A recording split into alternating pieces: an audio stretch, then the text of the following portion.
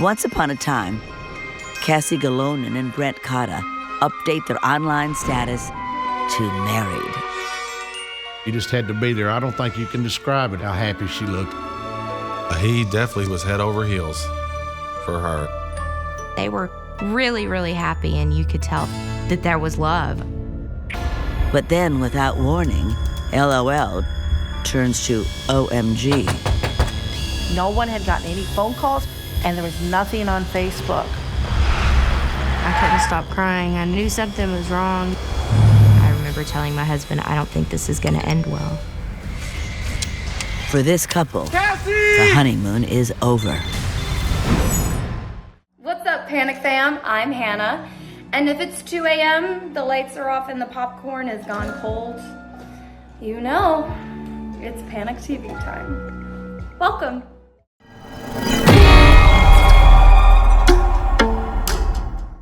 If you survived this, and this, congratulations, all right? Congratulations. But your luck runs out here.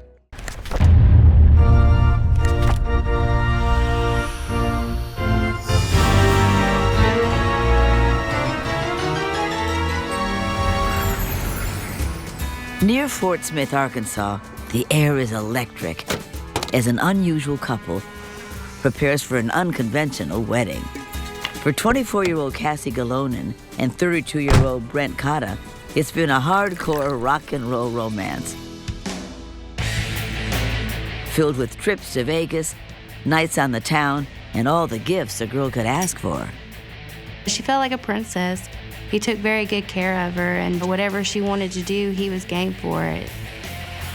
And now the hip young couple is making it official. But these two free spirits do it their way. Those definitely wasn't the average wedding couple. I mean, in jeans and T-shirts and piercings and tattoos. They skip the church and preacher and head right to the justice of the peace. Cassie's had 2 failed marriages already, but knows this time it's right. She's fallen hard for the divorced dad and his 3 beautiful kids. Brent has had his share of heartache too, but now he has Cassie. And she's infused him with a new zest for life. He would say that he felt like he was the luckiest man on earth. They got together and he was really happy, and so was she. It wasn't the first wedding for either one, but this was one that mattered. This was based on love, and they went as their natural selves. Love on their own terms. Their summertime romance is young, fresh, and fiery hot. But 6 months later, all that is replaced by ice-cold fear. Cassie is missing. It's the afternoon of New Year's Eve, and she hasn't been seen since the previous night. Brent makes an anxious phone call to her mom. And he said, nobody has seen or heard from her. I think she's missing. And I said, what do you mean? You think she's missing? And he said, well, she was supposed to go to a party last night. Brent says he was too tired, so he stayed home, and Cassie went with other friends. He assumed Cassie might have decided to crash there and slept late. But by now she should be at her bartending job on her busiest night of the year. And Brent just checked. She hasn't shown. If you could just call her cell phone a few more times. Okay, all right. Bye. I was worried because I knew Cassie wouldn't miss her, what I call her money night. No one can get through to her on her cell phone. Please give me a call as soon as They check her social media sites, which are usually buzzing with posts. She's such a social butterfly. Whether she's texting, Facebooking, calling, somebody always knew where she was. And at 4:30, nobody knew or had heard from her. But Cassie is impulsive, and she does like to party. Could she have gone off on some spur-of-the-moment adventure? When I first found out she was missing, I thought, I'm sure she's okay. Cassie's tough. I mean, she can handle herself. She's certainly tough, but her family isn't taking any chances. They turn to social media to get the word out that they haven't heard from her. And the response was almost immediate. People were going, what do you mean she's missing? Where is she? Where could she be? The news spreads lightning fast online. Where could Cassie have gone? Just as her life was coming together.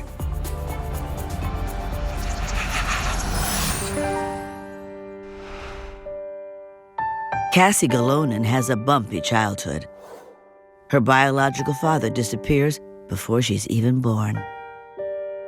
When we talked, she would say that she had daddy issues and that she required more attention from the guys because of that. In high school, she develops a rebellious streak. She would dye her hair 2 or 3 different colors at one time. Her fingernails would be painted black, and she wore a lot of T-shirts with brains popping out of the head and things like that. At 16, she drops out of high school and gets married. I think it was just mainly because he had a car and was able to take her away, and he was a little bit older, so it was an escape. She thought it would be easier to get married and get her GED and move off, and she found out that was the toughest path that she could have made.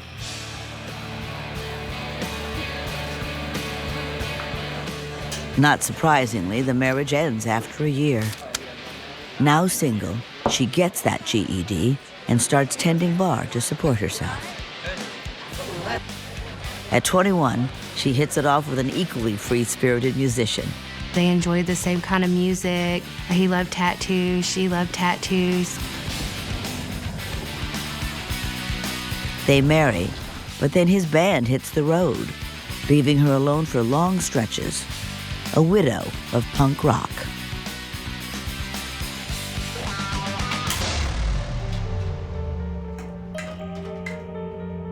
Cassie wanted to have her partner be with her, and he was gone a lot, and I know that that put a big strain on their relationship. To the outside world, Cassie seems independent, bold, and fearless. But deep down, she has a burning need for love and attention. My heart goes out to Cassie. I understand this kind of pain, this longing for love. She wants to be loved, and she wants somebody to stay. Is that a lot for a girl to ask?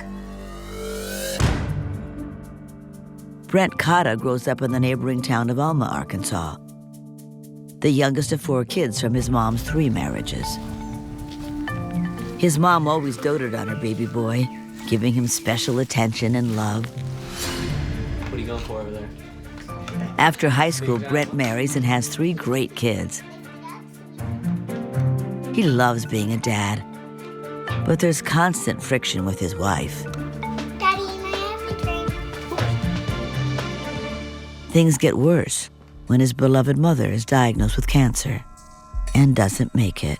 He takes the loss hard and turns to drinking. He was pretty devastated when she passed away. Then his drinking just kind of went over the top, and his first wife ended up leaving him.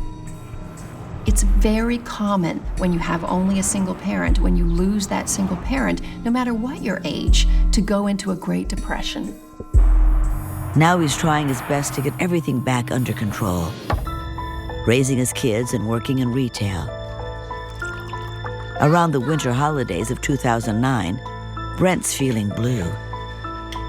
He's lost his mom, his wife, and only sees his kids every other weekend.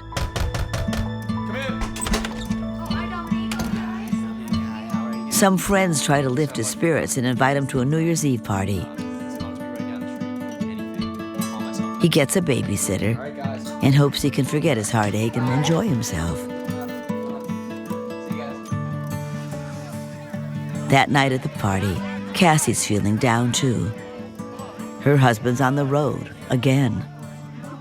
She's both surrounded by friends and all alone. That's when the quiet guy with the sweet smile approaches. Hi, Brent. She opens up to him, and it turns out Brent's a good listener with a wounded heart like hers. They connect instantly and talk the night away, confiding in each other. I think that what brought them together was they each needed something that they felt the other person could give them. Brent appreciates that she understands the pain that comes from loss and a broken heart. And she can tell he's a caring, mature guy she can let her guard down with. He really showed her a lot of attention, and after being alone, I think that was a big drawing point and made her feel really special. They've finally found what they've both been missing. But now, Cassie is lost and no one can find her. She lives her life through social networking, constantly online, texting, calling, her every move revealed to the world. But the social butterfly has been completely silent for almost a full day. Everybody thought it was strange that they weren't hearing from Cassie. Her mother can just feel something bad has happened. Moms have a sixth sense. They have an instinct. Cassie's mother knew something was up. She was the first one to move on this. For Cassie to go silent, something was really wrong. 6 months after marrying Brent 𝐀𝐚𝐩𝐸, new bride Cassie 𝐀𝐀𝐸 has gone missing. She hasn't texted or posted online for almost a full day. It's completely unlike her. Brent says she went to a party the night before with a guy named Kevin. Brent doesn't want to leave the kids alone and scare them. So Cassie's mom confronts Kevin about what happened the night before. And I told him, I said, I need you to tell me the last time you saw her. He told her that he had talked to Cassie and Cassie wanted to go to a party with him, but he didn't really want her to go, so he went by himself and left her behind. But Brent insisted she went with Kevin. So Cassie's mother gives Kevin a stern warning. I said, well, I'm going to tell you right now, the police are going to be here to question you, and you need to be cooperative.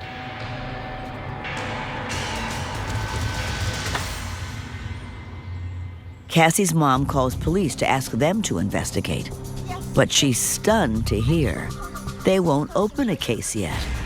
Cassie hasn't been missing long enough. She went to a party last night and she did not come home. They tell her it's perfectly legal for adults to go to a party and decide to continue the party. We see this all the time.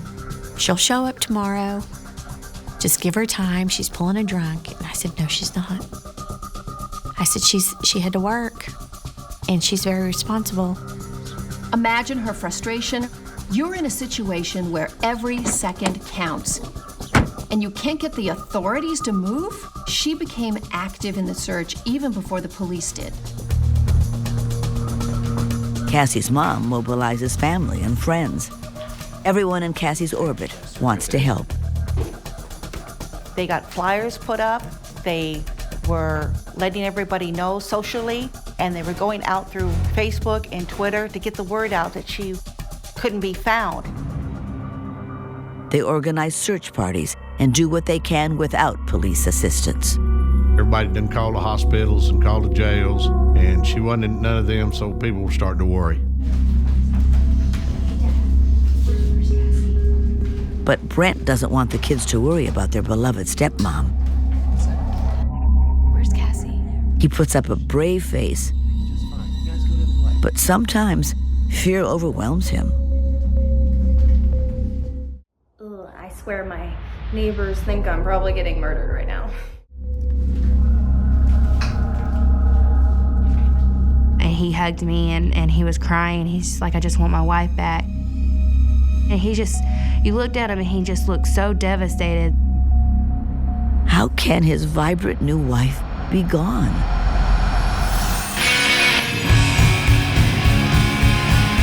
Just 16 months earlier, they connected deeply and fast.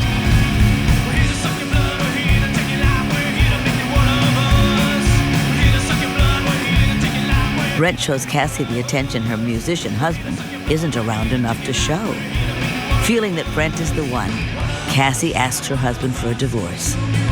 They amicably agreed to part ways. What happened here? That's over with. What do you mean over with? It's over. Now she's a free woman and falling in love again.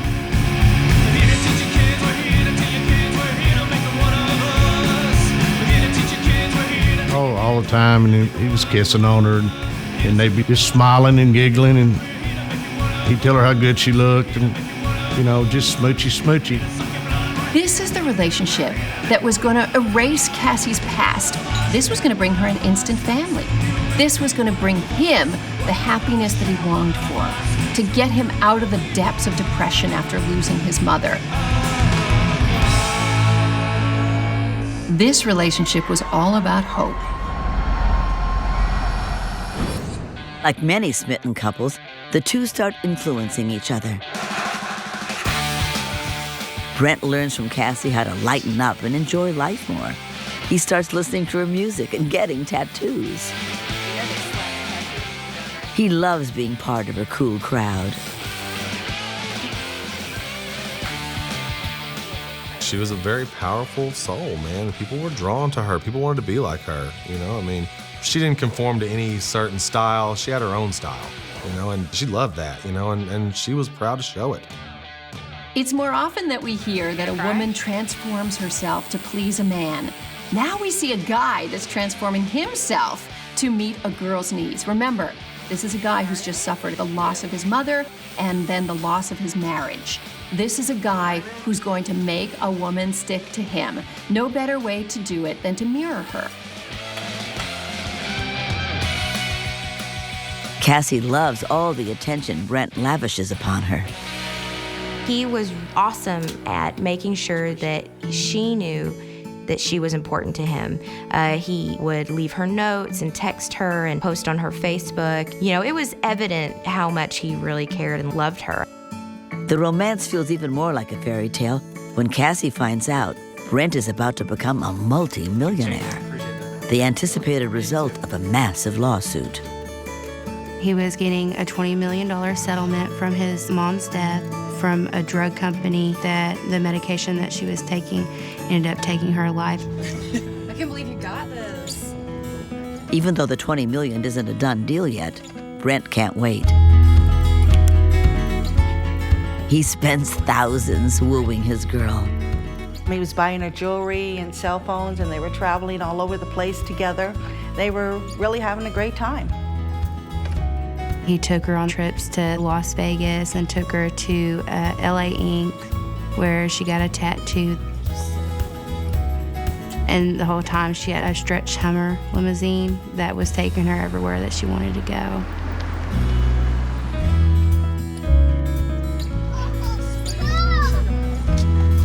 But for Cassie, the best gift of all is time with Brent's children. Many young women might see 3 kids as a burden. Look at what your dad got me. Whoa, that's awesome. Nice, Dad. But not Cassie.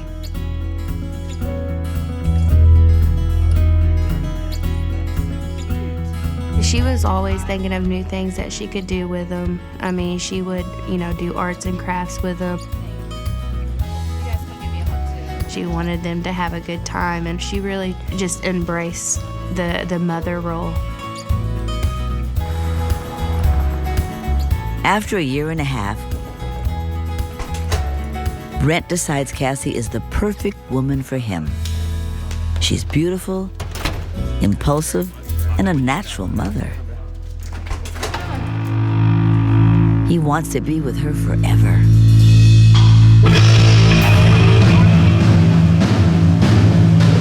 Make me the happiest man in the world. She's surprised and a little nervous. But deep down she knows this is the man she's been waiting for. This will be free-spirited Cassie's 3rd marriage. So she's a little reluctant to tell her more cautious friends and family. There was a lot of surprise among us in some ways, and then also not, because it was Cassie. And so we kind of all went with well, whatever Cassie does really isn't a big surprise anymore.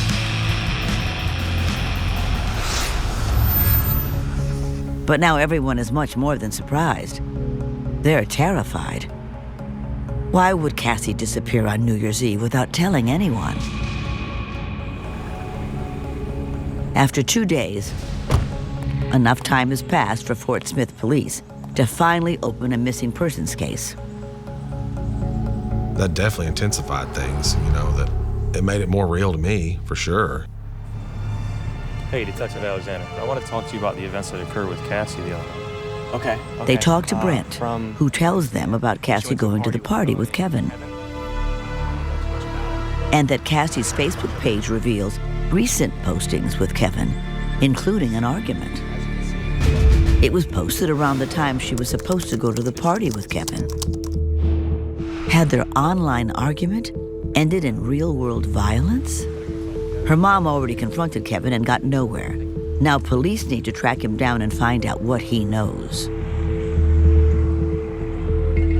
But then as they continue investigating, a chilly report comes in about a field near Cassie and Brent's apartment. A witness says she noticed a sunken area in the ground, a depression resembling a shallow grave. A fight with a male friend, and now a shallow grave? The possibilities are too horrible to think about. As hours turned into days, the more we all kind of felt, oh no, something horrible probably has happened to her. Cassie's friends and family brace themselves as investigators rush to uncover the truth.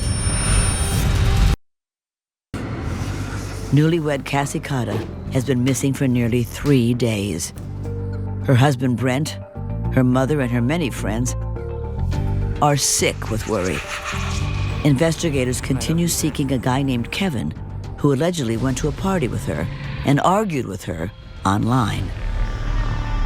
And they need to check a disturbing report of a possible grave near Cassie's apartment. Detectives find the spot and begin a careful excavation.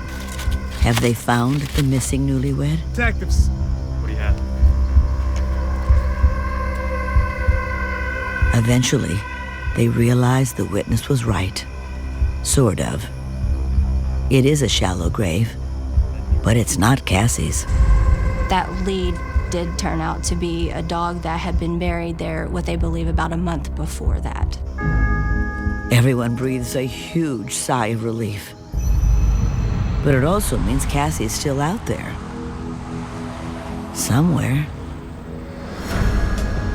Detectives question Kevin, the friend Cassie's husband insists she was with the night she went missing. He admits to arguing with Cassie via text and online, but swears they did not go to the party together. He says he went with another friend instead. Kevin also tells police there was something odd about Cassie's messages that night. He had said, I don't want anything to do with you anymore. I'm a free woman. You can't tell me what to do. And at the time, he was thinking, That doesn't sound like her.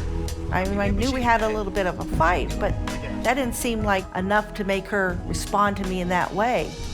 Why had she sent such a strange text?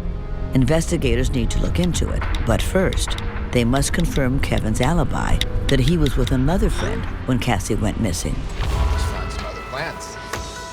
The alibi is solid. His alibi checks out. Multiple Witnesses confirm Kevin was at the party, and Cassie never showed. All right, thank you, Kevin. Police have to release him and cross him off the suspect list. It's a discouraging moment. It's now been nearly 3 days, and the chances of finding Cassie alive are dropping by the hour.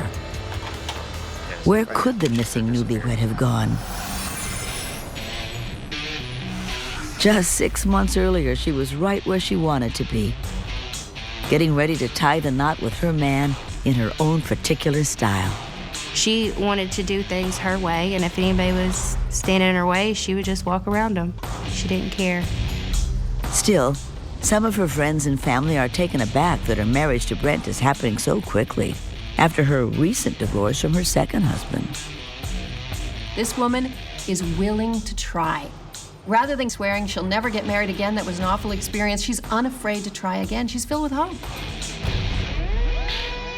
They shoot their own wedding pics and post them online. They were in front of the courthouse with their marriage license, and I think the caption was, "Oh, yes, we did." And they update their statuses to married. For wedding bands, the rockers break with tradition again, getting ring finger tattoos instead. She got his name and he got hers, and they posted the pictures online of their names. All right, we're all done. Best of all, Cassie is now officially a stepmother. So it wasn't like she was falling in love with one person. She was falling in love with 4 people.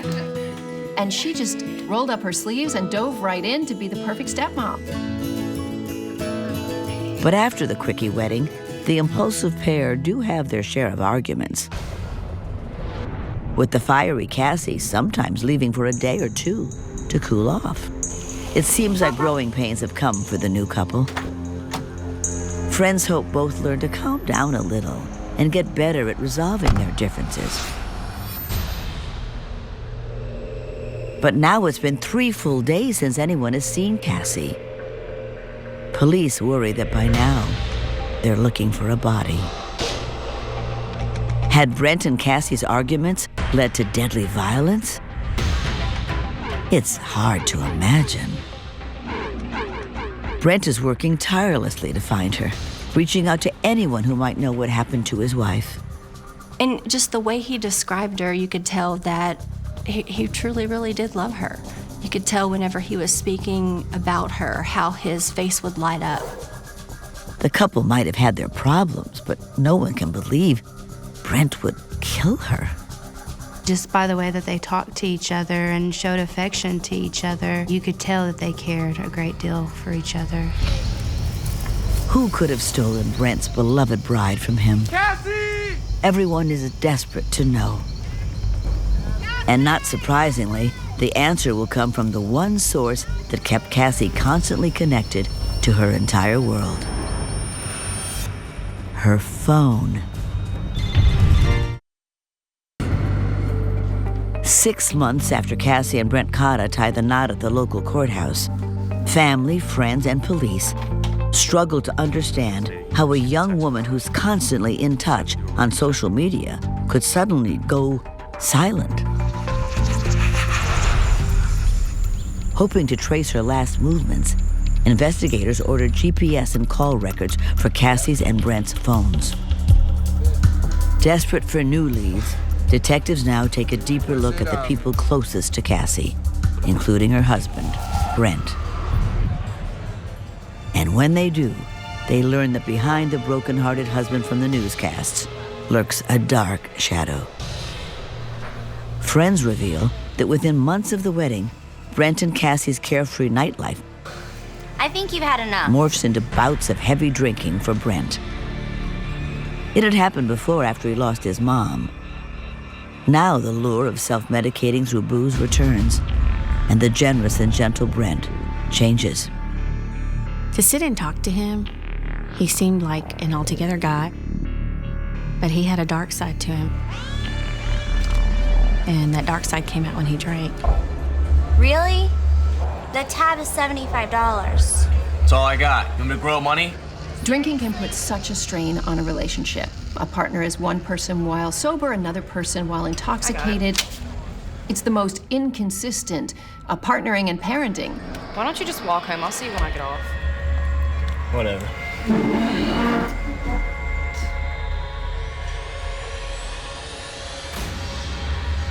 Making things worse, the couple suffer a huge letdown about the multi-million-dollar settlement Brent had been expecting. It's not coming. Instead of getting the $20 million like Brent thought they were going to get, Brent ended up getting about $17,000. But with all the traveling that they had done before and all the things that Brent had bought for Cassie, it was all gone. There was nothing left in the $17,000. Brent loses his retail job and spends his days drinking rather than looking for another job. Cassie works as many hours as she can bartending, But even working overtime doesn't make ends meet. And so they started eventually having to pawn everything that he got her to just be able to pay the bills. In talking to friends, detectives learn even more dangerous tensions have been bubbling up. The attention he lavished on her at first turns to an obsession. He was obsessed with sitting there making sure there was nobody paying attention to her or nobody talking to her. And if he wasn't there, he would be texting her. Where are you at? Who's there? What are you doing? It feels good at the beginning of a relationship. This was a man who really cared about her. He cared where she was going and what she was doing. Of course, the dark side of that, when men control a woman like that, they're usually so worried that she's going to abandon them, that their own abandonment issues can be ignited at any time. Let go, you're What was hurting that? me. Some guy. Some guy?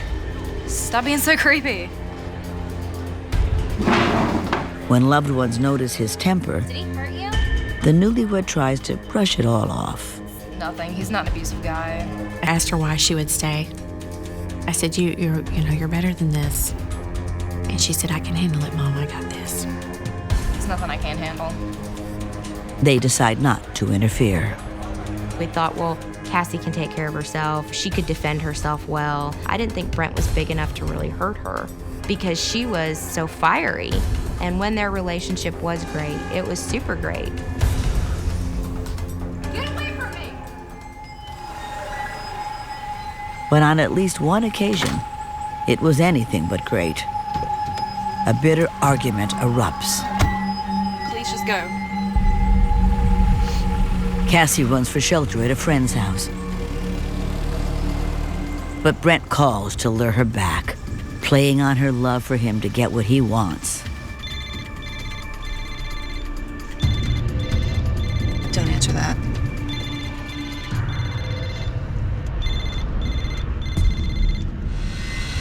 What do you want?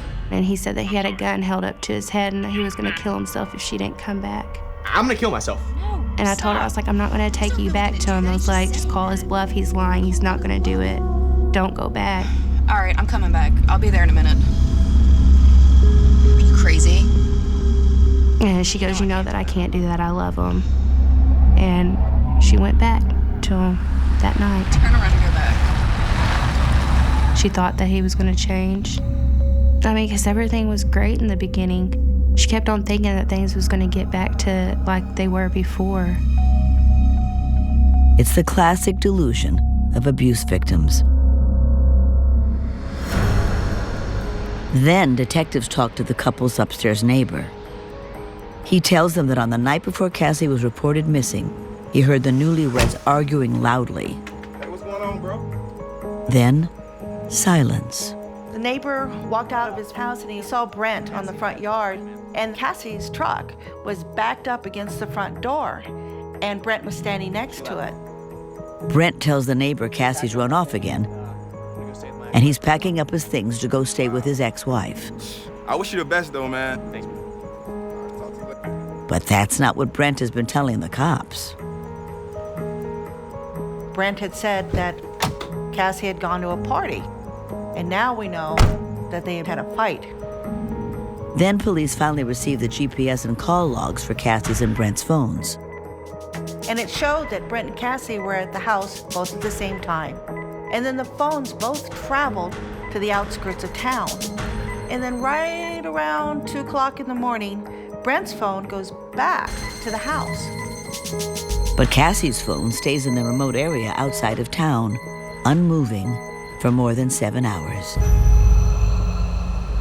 And then, at 8:28, on the morning of December 31st, the signal stops. Cassie's phone is dead.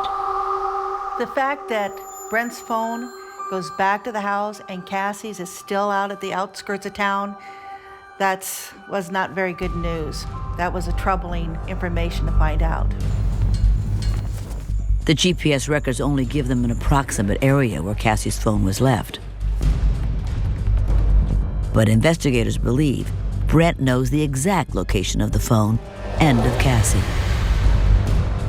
Is it possible that the grief-stricken husband was the one who made her disappear, ripping her away from those who loved her most? Brent Cotta's new wife, Cassie, has been missing for 4 days, and he's been leading efforts to find her. But now, detectives have phone GPS evidence that suggests the unthinkable. Brent himself may have killed her and dumped her body on the outskirts of town. They bring him in and confront him. We're not talking to you as a witness anymore. We're talking to you as a suspect. Sorry. Brent, it's over, okay? Nothing but nice, but I didn't. And I'll continue to be like I said. Don't tell me you didn't do it. Don't tell me you did do it. Okay?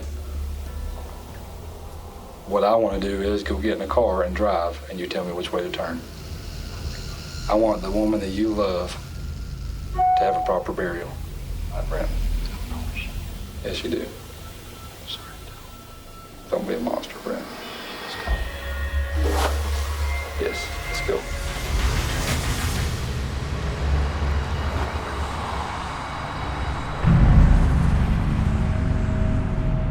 He leads them on a 30-minute drive out of town to a lonely dirt road. It's right up here. Everyone has been praying they'd find Cassie alive. Now Brent destroys that hope forever. If you could slap one character for their dumb decisions, who would it be? Huh? Go on. Vent in the comments. I can't wait to read.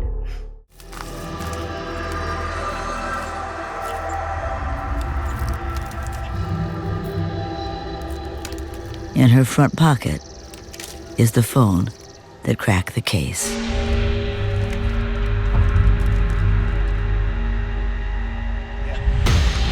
Police charge Brent Cotta with first-degree murder. Then they have to inform the family. And the detective sat us down, and he said, "You remember I told you that when we know something, we would tell you." And he said, "We have found her body." And at that point in time, my concern was for Brent. And I kept asking where he was because he needed family to be around him. They just found his wife dead.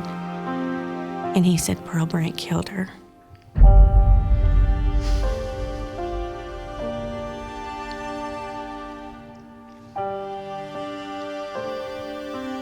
Again, something I was never prepared for. Yeah, forensics.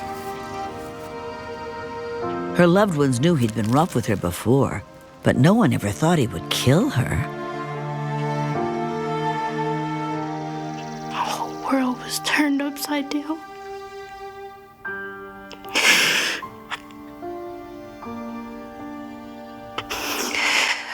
He hugged all of us. He hugged me 3 times after murdering my best friend. Knowing what he did. And he went out there searching for her, asking people if they seen his wife, knowing that nobody did because he's murdered her and just tossed her out like she was a piece of trash. Back at the station, the detectives continue the interrogation. Brent's first story is that he killed Cassie in self-defense after they argued about his continued contact with his ex-wife. Came home, she got in this argument. Shut up! I'm leaving. What? You're leaving? Where are you going? You're not going anywhere. Let go! Don't ever touch me again. You don't think I know about you and Kevin? She kept on and on and on, just provoking me. And then she gets a steak knife out. He claims that in the heat of an argument, Cassie attacked him with a knife, and he hit her in the throat, accidentally killing her.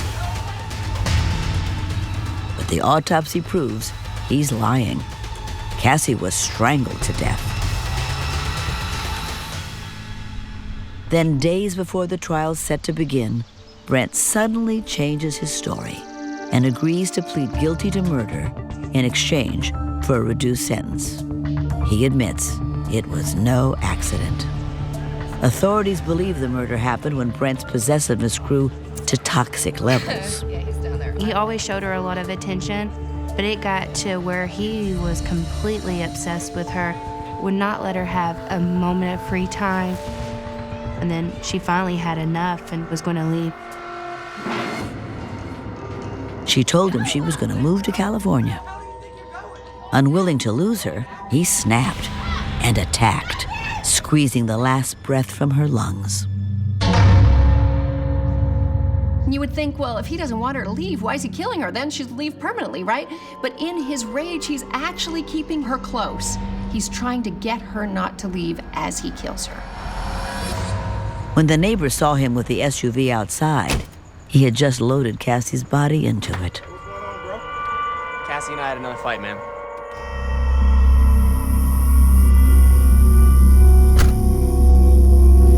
He drove her body outside of town, took the woman he had sworn to love forever, and coldly dumped her like she had meant nothing to him. To cover his tracks, the heartless newlywed used her phone to text her friends. Apparently, when people were texting her, he was texting back. So people were thinking that it was her, but it wasn't her. Then he set Kevin up by posting her angry note to him online and lying about her going to the party. And then he joined the people who really did love Cassie, pretending to be desperately worried about her while knowing he was the one who killed her. Cassie! As part of his plea agreement, Brent Cotter receives a reduced sentence of 30 years in prison. Cassie's murder devastates her countless loved ones. She touched a lot of people's lives. She sure did. And I don't think she realized it while she was here, and I sure hope she realizes it now. Her death motivates her mother, Pearl, to take action and raise awareness about domestic abuse. She dedicates her time to reaching out to women in abusive relationships. And I, encourage them to get with family or to go to a crisis center or to have, do whatever's needed to get out of there. Get out of there. I know of women personally that left an abusive relationship because of Cassie, because of Cassie's story. She didn't make it out, and if a girl who I thought could take care of herself so well can't make it out, then it can happen to anybody. Be honest. Did you watch the last scene through your fingers? Comment yes or no. Cassie's friends create web pages and videos to memorialize a strong young woman who lived life to the fullest until hers was cut short. She was my firecracker. She was my soulmate best friend, and that's how I see her. And she is very missed and very loved.